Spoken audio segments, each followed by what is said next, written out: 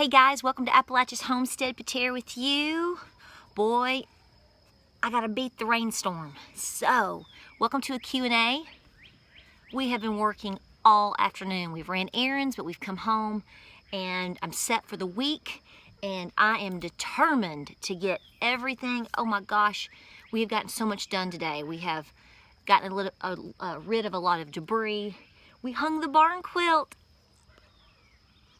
Finally, I got to clean out nesting boxes tomorrow. My son has been pulling a lot of the stuff that you're seeing. Excusez-moi, monsieur. A lot of the stuff that you're seeing in the Back to Eden garden is, get your booty out of the way. Here, love on the cast iron.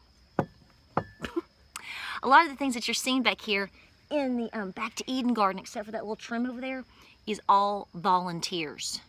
I've got I had volunteer tomato plants, volunteer cucumbers, volunteer beans, tons of zinnias, huge sunflowers.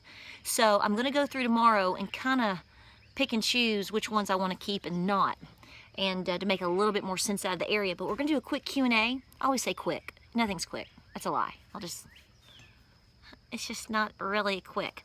So you cannot mess up my camera. So I put in my group, since I don't really get to do live streams, I do Q&A sessions, and so I'll say, hey guys, we're gonna do a Q&A today or tonight or tomorrow, hopefully sometime, and I'll let folks ask questions, and I don't know what you got here. So I'm going to just go straight to it and see what we can do. Hope everybody's doing really well. We're pushing Memorial Day week, and my husband's got a little time off, so we are really pushing. I introduced my cuckoo Morans over here with my cream leg bars, and so far they're doing really good. I want to add a little coop right here, and I'm trying to decide if I'm going to separate out all my silkies or if I'm going to separate out my black copper Morans. The cuckoos are in with the cream leg bars, and they're doing really good. I'm really pleased. They're a little bit feisty. See that right here? So anyway, part of it. Okay, so let's get this going before we get in a rainstorm. Okay, so we've got several questions. After a season of always sleeping in the coop, my chickens are sleeping outside on a screen porch on a perch. Okay, the reason they're doing that could be several different reasons. They're stressed. There's something about their, maybe they don't have enough perch area, or maybe you have a parasite or mite possible situation. So you might want to clean your area, expand it, add some more perches, and I think I just felt a raindrop, so let's fly, people, let's fly. So that's what I'm going to say right there. Have I had success planting a fall garden? Fall gardens typically do really well here in the fall. Last fall would have been really tough because we had the massive drought, which it seems like we're kind of starting to make up for, aren't we now? We're like monsoon season. But yes, a lot of folks that I know prefer their cool season crops to be planted in the fall here in Tennessee as opposed to even in the spring. So go for it. I mean, you can't predict what the weather's going to do, so go with the things that you like, chalk it up for experience, and press forward. Okay, yes, it is rain that I'm feeling. Okay. How much thought have you given to raising rabbits? I'm really, I don't have rabbits yet. If I get them, I'm going to get them from John, J0. And I am very tempted, very. So what I'm doing right now is I am on this massive purge and push on my homestead with my garden, prepping all my dairy animals, expanding a little bit over here, getting everything cleaned up. And once I get to that point and past that and get everything where I want, which is probably going to take me another week or two, then that is something that I am considering. Definitely. So I actually had that up in the air before. It's like I had bees or dairy, and I went with dairy. And then I had it as quail or rabbit, and quail made more sense for me because I'm pretty good with birds. So that just seemed more of a natural fit for me. Plus someone that I know raises rabbits, and we can barter and trade quail for rabbit meat. So see how that worked? Worked really good. Okay, turkeys. Can't help you too much with turkeys, not that I don't want to, it's just because I've got one lazy bum in there that we love and carry around like a baby. And that's something else also that I would like to get into. I would keep my turkeys separate if I actually expand on getting more turkeys. But I do love turkeys. I love turkey too. He's almost like Mr. Poopa. Mr. Doopa. Okay. Beginner homesteader, what is first 5 things to start out with. You need to start out with a small garden. You have to learn to raise some sort of your own food. If you can't do anything with animals, then that's okay. Start with gardening. You need to do herbs, simple berry bushes, tomatoes maybe. Depends on, you need to expand and look into, explore what grows good in your area and what do you like. I would also get good at I think self-defense is very important. You got to get past fears, because if you were ever to move out in a more rural area, you need to be able to have ways of self-defense in many different ways to defend yourself and your homestead. I would also, it depends on what you like. Do you like bread? Making a couple of simple breads is very, very critical. I would learn to work with and on cast iron skillets. This one is, I'm finding this one a new place on the homestead. Cast iron skillets. I would work with cast iron. I would work with wood heat if you can. Speaking of can you can. Learn to can, even if it's just water bath method, okay? Your dilly beans, your strawberry jams, your pickles, all of these simple things, okay? It may not be perfect. You know, your pickles may not be crisp, you know, or whatever to what you think, but at least you can do it. You can. I would learn to can. Cooking from scratch is a lost art for a lot of people because they feel so boxed in per se. Learning to cook from scratch, Mr. Peaches, as much as possible in all realms is very important. Even dehydrating foods is good. Seed saving that goes along.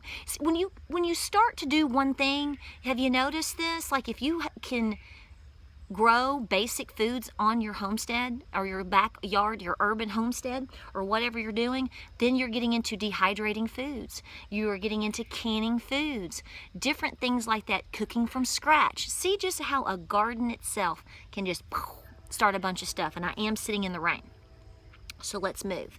Okay, so think about those things. Think about what you like, what you have an interest in. Right, baby? Yes. Okay. I leave the horns on my goats. Personally, the only reason I have horns on my goats is because when I got them, they were already that way. So I can tell you right now, I really kind of wish that Moses didn't have horns.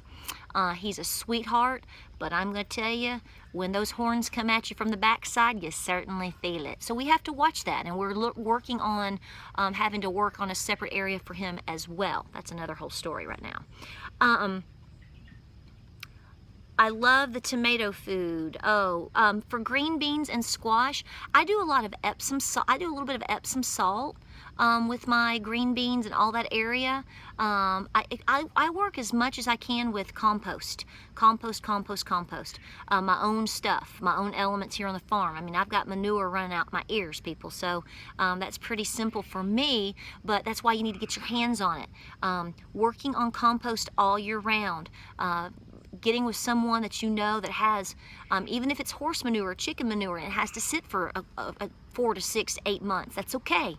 Time passes and you're going to have some really good elements to work in to really amend and add in as amendments to your soil.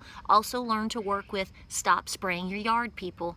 I had a post come in today about weed and feed. Stop that junk. Don't do it. I know that you are just, we're conditioned that weeds are a bad thing. I've got weeds all over the yard over here, and I've got, if you look at some videos, you're going to see that I've got up against my fence. I can't stand when that grass grows up around my poles and around my fence. But you know what? I have to understand that I'm not going to work with the bad stuff, okay? So I got to hand trim some. I got to work with the weed eater some. And folks, you've got to change your mindset on some of these things, okay? So grass is a little high on one spot. Okay. So you've got plantain and dandelions. Well, that's good. That's food, and that's something to heal bad bites and different things like that. So you've got to retrain your thinking, is what I'm finding. Let's see, rabbits. You got to find out what meat you like, okay? I highly recommend that before you get certain animals, I'm going to raise goats for meat. What if you hate goat meat? Do you like goat meat? I'm going to have quail. Okay, well, do you really like quail enough to where it's worth your time to raise quail, to butcher them? I hate butchering animals. So if I can just butcher one and get the same, quote, bang for my buck, as opposed to having to possibly butcher, let's say, 6 or 8, that's where I'm going to go for it. You need to know what you like. So what I recommend that you do is you try to, as best you can, go to farmers markets or get a hold of some farmers, or just try things in different places to go, do I like duck? What if you don't like duck? Why raise ducks for meat if you don't like it? That's a waste of your time, okay?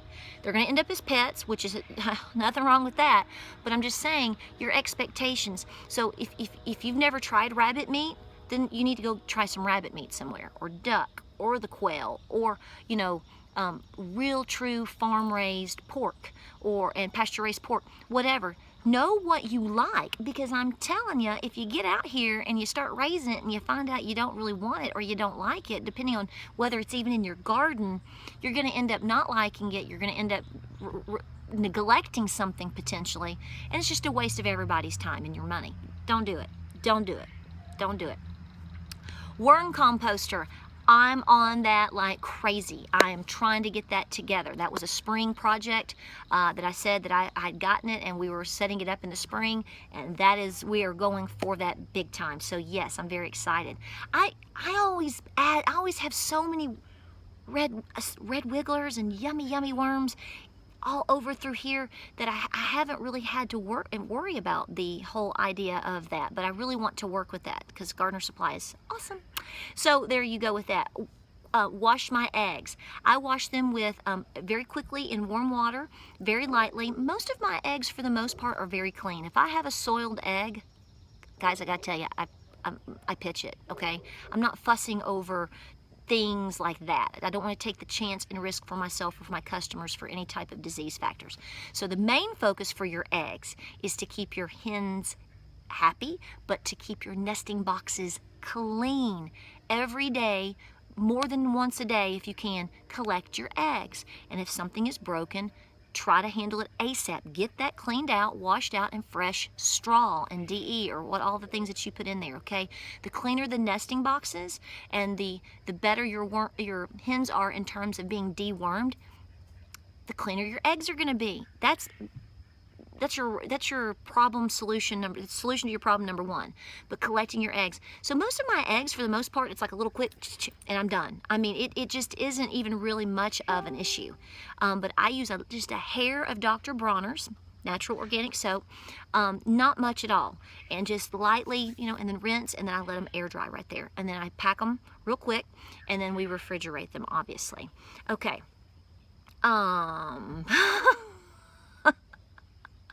Congratulations, Wayne, on your daughter going to UT. Go Vols. That was pretty cute. Yes, if I want my breeds to stay true for hatching cream leg bars, well then clearly I have to keep my hens separated with that particular rooster. So see, I have particular breeds that I have kept separate with the appropriate rooster to keep the breeds true. Okay?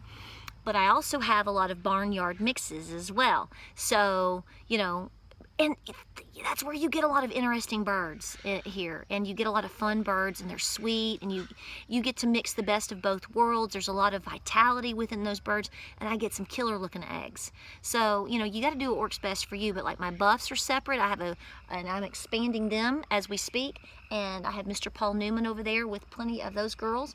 I have Vanderbilt. Do you know I almost named him Trump? I almost did, because of his hair. His crest. But I didn't. I was like, he's tutti frutti. Let's name him Vanderbilt. So I named him Vanderbilt. I should have named him Cornelius. But he's spunky. But he's over here, obviously, with my cream leg bars. He's in there with, I've got my Welsummer girl in there, and then I've got Cuckoo Morans I've kept separated as well. So I've kept them separated over there. So we've got a little growth going on over there. But then I'm expanding also, like I said, I keep my silkies separate. So my silky eggs are mixed with my silky roosters. I've got 2 silky roosters, and they are my buddies, Gossamer and Bumble. And we're going to do some separating over here as well. Another little coop. We're getting there. Okay. Economical warmer for my brooder box. Okay, if you're off-grid, we're off-grid. Well, if you're off-grid, I'm going to tell you the best thing for you to do is to keep it next to your wood stove. And keep really warm water bottles going at all time if you're off-grid. That would be the route that I go. I know for a fact that when I keep my brooders on the inside, in there, you know, near, not right up next to, because you don't want to burn them up, okay, you know, because those wood stoves can get, honey, you can run out the front door at this house sometimes. But the wood stove, and you just need to gauge it. But and as they get a couple of weeks in, get a little bit older, you're going to find out real quick that once that feathering starts, it's going to be easier on you. The most critical stage, honestly, in my personal opinion, is that first good 2 weeks. And once you start seeing that feathering coming on, it does get a little bit easier. But I keep them toasty in there with, keep Mr. Peaches back, with my wood stove. That's what you got a wood stove for, girl. Okay.